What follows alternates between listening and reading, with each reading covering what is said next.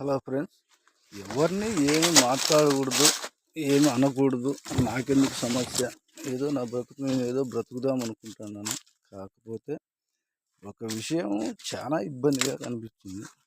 ఏమిటంటే జర్నలిస్ట్ విలేకరులు ఈ జర్నలిజం చాలా ఇబ్బందిగా మారినారు.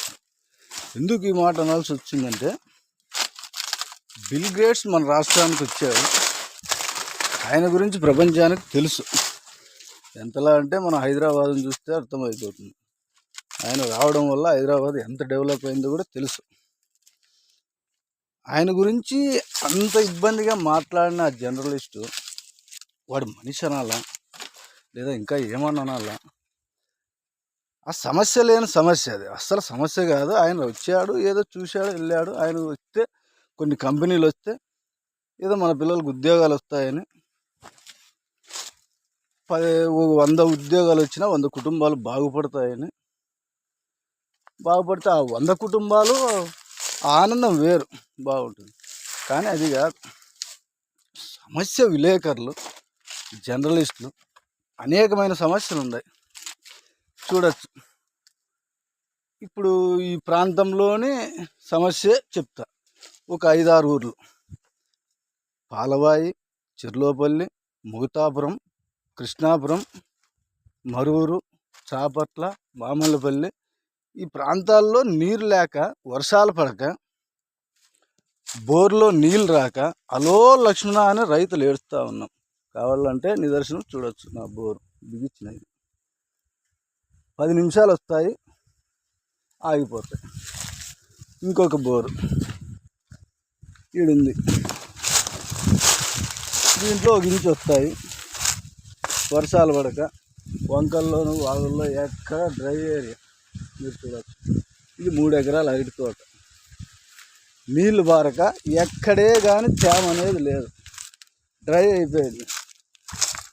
ఎప్పుడు పడతాయిరా అని చేస్తా అన్నాం. వర్షాలు పడక ఈ కాయలు సరిగ్గా రాక మాగిపోయి విపరీతంగా ఇబ్బంది పడుతున్నాం. సమస్యలు అంటే ఇవి చూపించాలరా మీరు. ఏం రా ఇట్లా తయారవుతున్నారు విలేకరులు? ఎవరికి లాభం రా మీ వల్ల?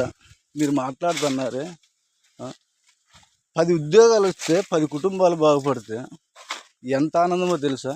ఈరోజు పాలవాయిలో టమోటాలు 15-20 కుటుంబాలు ఎంత అద్భుతంగా బాగుపడినాయంటే అంత అద్భుతంగా బాగుపడినాయి. నీళ్ళు ఉండడం వల్ల, కొంతవరకు వర్షాకాలంలో కొంత రేటు రావడం వల్ల ఆ 15-20 కుటుంబాల్లో వాళ్ళ ఆనందం వేరు. సమస్యలు చూపించారా మీకు? ఇవేనా సమస్యలు? బిల్ గేట్ వచ్చినాడు, వాడు ఏం టీ తాగినాడు, ఆయన ఏమి సమోసా తిన్నాడు, ఇవేరా మీకు కావాల్సింది? వాడు ఈడు ఆయన్ని సంబోధిస్తున్నారు. మీరు మనుషులేంట్రా? సాఫ్ట్వేర్ కంపెనీ ఆయన ఎంత గొప్ప వ్యక్తో అందరికీ ప్రపంచానికి తెలుసు. ఆయన ముందర మీరెంతరా? సమస్య చూడండి రా.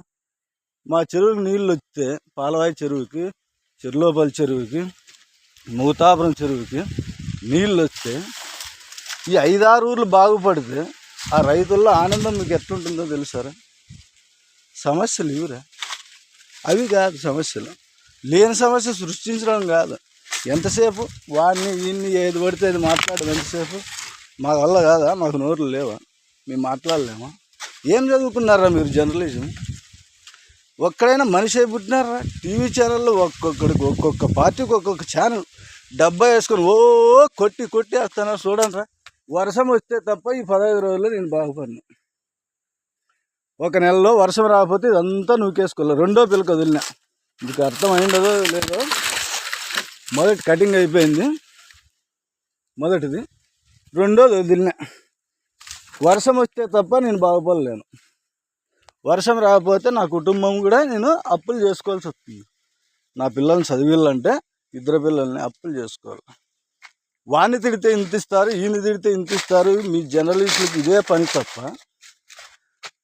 ప్రజా సమస్యల మీద ఒక ప్రాంతానికి ఒక కంపెనీ వస్తే 100 ఉద్యోగాలు వస్తే 100 కుటుంబాలు పచ్చగా ఉంటే వాళ్ళ ఆనందం వేరు. మీకేం రా? ఉత్పన్నంగా డబ్బులు వస్తున్నాయి, విచిత్రంగా తయారైనారు. మీ బతుకులు ఏ రేంజ్లో ఉన్నాయో తెలుసారా? మీ బతుకుని కన్నవత్తలు పడుతున్నారా మిమ్మల్ని సాగడానికి? మీకు మేము పండించి అమ్ముతున్నాం అనుకుంటున్నారా? మీకు ఉచితంగా ఇస్తున్నాం మేము అమ్మేది మాకు గిట్టదు, 100% గిట్టదు ఏ రైతుకి. మీకు అప్పనంగా ఇస్తున్నారా? మేము పండించి తిని బలిసి మాట్లాడుతున్నారా? మీరు మదం ఎక్కి కొవ్వు ఎక్కి మాట్లాడుతున్నారు. మీరు జర్నలిస్టులు కాదురా, ఈ సమాజానికి వచ్చిన చీడ పురుగులు మీరు. ఇప్పటికైనా మీ బుద్ధి మారకపోతే నేను ఇప్పటి నుంచి నేనే సమాధానం చెప్పాల్సి వస్తుంది మీ అందరికీ. జర్నలిజం, టోటల్ జర్నలిజం సమాధానం నేనే చెప్తా. రోజు ఒక వీడియో మీ గురించే వదులుతా. ఇంకొకసారి ఏదన్నా కంపెనీ వస్తే 10 ఉద్యోగాలు వస్తాయని ఆశ.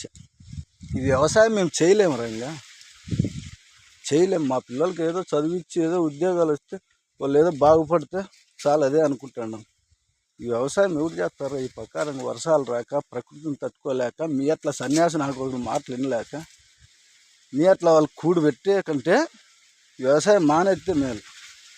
మేము అమ్మాల్సి వస్తే ఒక కొత్తిమీర కట్ట కొనాలంటే మీ ఆస్తులు అమ్మినా సరిపోవురా?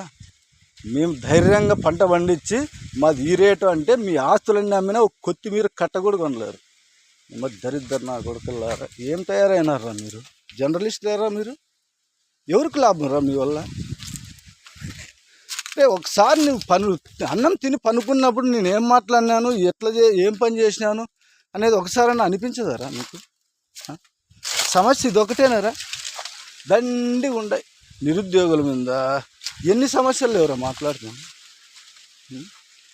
అధికార పక్షాన్ని ప్రశ్నించాలంటే మంచిగా ప్రశ్నించండి. ఇలా పని చేయండి, ఇలా చేయకూడదు, ఇలా ప్రశ్నించండి. అదిరా మీ స్థాయి. ఏందిరా ఇదంతా? నీ బతుకుని చేయడు అక్కడ పోండి. వస్తా, మీరు ఇలాగే తయారైతే జర్నలిస్టు రండి నా దగ్గరికి, నేను నేర్పిస్తాను మీకు జర్నలిజం ఏమిటో. నేను చదువుకోలేదు, జర్నలిజం ఏమో నేను నేర్పిస్తాను రండి. చూడండి రా నా పంట ఎంత డ్రై ఉందో చూడు, ఎక్కడే కానీ శ్యామ్ ఏమన్నా ఉందో చూడు. అయితే చూడు లేటర్ దగ్గర ఎక్కడైనా చస్తున్నాం రా, వర్షాలు పడక పండిస్తున్నాం కష్టపడు. మీరు చూస్తే బలిసి కొట్టుకుంటున్నారు. నా కొడుకులారా, రేపటి నుంచి నేను వస్తారా లైవ్కి. ఇంకా మీ కథ ఏదో నేను తేలుస్తా.